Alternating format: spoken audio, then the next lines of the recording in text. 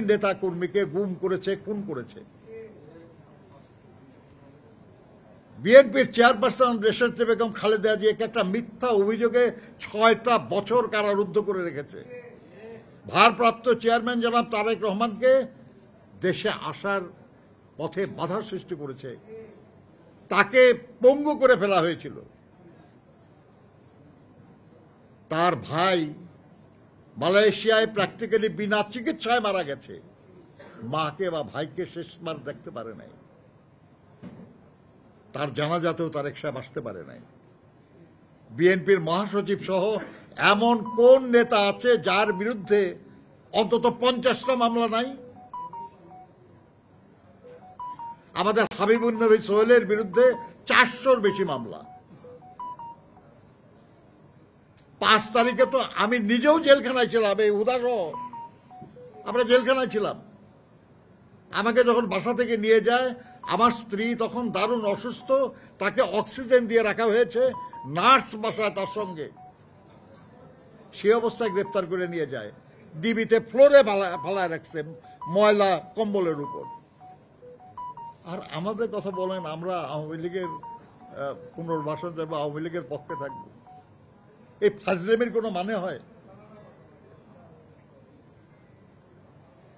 এটা কি সম্ভব? এটা আমরা বেঁচে থাকতে আওয়ামী লীগের সঙ্গে আপোষ কেউ করবে? আরে আমরা তো নাই, অন্য কেউ করতে গেলে তাকে পর্যন্ত আমরা বাধা দেব। এইসব ফাজলামি করার কোনো মানে হয় না। আমাদের আছে কিছু কিছু লোক নিজেদের বুদ্ধিমান দাবি করেন, কিন্তু তাদের বুদ্ধি কারো পক্ষে বা কারো বিপক্ষে যখন যায় তখন আর বুদ্ধিমান সঠিক থাকে না। কারণ আপনার বুদ্ধি আছে, কিন্তু আপনার বুদ্ধি কোনো একটা উদ্দেশ্য পূরণের জন্য যখন আপনি কাজে লাগান, তখন আপনার এই বুদ্ধি আর সঠিক বুদ্ধি থাকে না। আল্লাহ যাদেরকে বুদ্ধি দিচ্ছে তাদের উচিত বুদ্ধিটা সঠিক পথে কাজে লাগানো, কারো পক্ষে বা কারো বিপক্ষে না।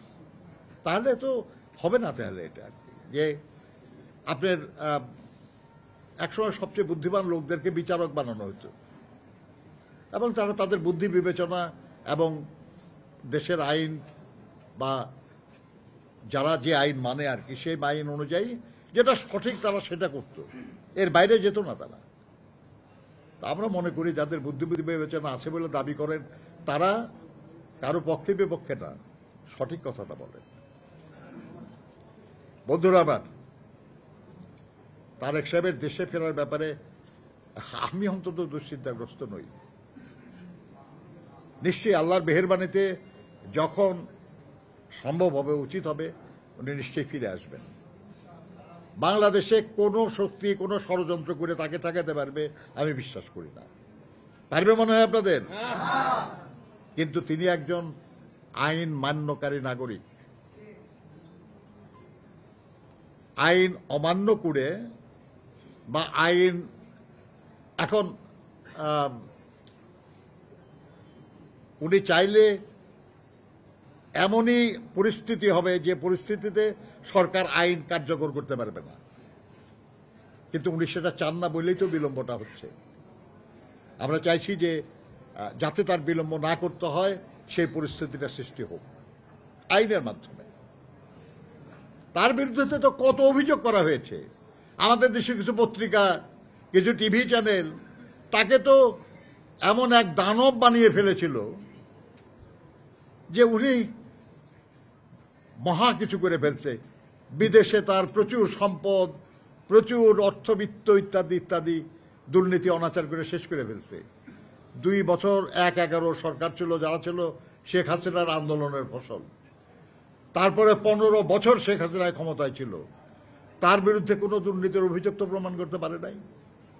একটা মাত্র মামলা সাজা দিয়েছে, সেটাও বিচারিক আদালতে ওনাকে খালাস দেওয়া হয়েছিল, এবং উচ্চ আদালতে ছাত্রলীগের এক সাবেক নেতা বিচারক তিনি তাকে দণ্ড দিয়েছিলেন। আর কোনো দুর্নীতির অভিযোগে তাকে অভিযুক্ত করা যায় নাই। তো তাহলে তার বিরুদ্ধে যে অভিযোগ, এগুলো অভিযোগ প্রমাণিত হলো না। আর এত বছরে প্রমাণিত হয় নাই এমন বিরুদ্ধে সরকার ক্ষমতায় থাকার পরেও তারপরেও কি এই অভিযোগ আর টেকে? এই অভিযোগ তো টেকে না। এই অভিযোগ মিথ্যা ছিল, এটা তো প্রমাণ হয়েছে। আর যে লড়াইটা হলো, যে লড়াইয়ের মাধ্যমে আমরা শেষ পর্যন্ত বিজয়ী হলাম, এই পুরা লড়াইয়ে তার অংশগ্রহণ ছিল অত্যন্ত শক্তিশালী এবং শেষ দিকে লড়াইয়ে নেতৃত্ব তিনি দিয়েছেন। তার অবদান এমনকি ছাত্র আন্দোলনে যারা আছে তারাও স্বীকার করে। যারা ছাত্র আন্দোলনের নেতৃত্ব দিয়েছে তারাও দেশনেত্রী বেগম খালেদা জিয়ার যে সাহসিকতা, রাজনৈতিক দৃঢ়তা, এর জন্য তাকে শ্রদ্ধা জানিয়েছে। কাজেই সেরকম মানুষ তারা বাংলাদেশের রাজনীতিতে গুরুত্বপূর্ণ ভূমিকা পালন করুক, এটাই জনগণের প্রত্যাশা।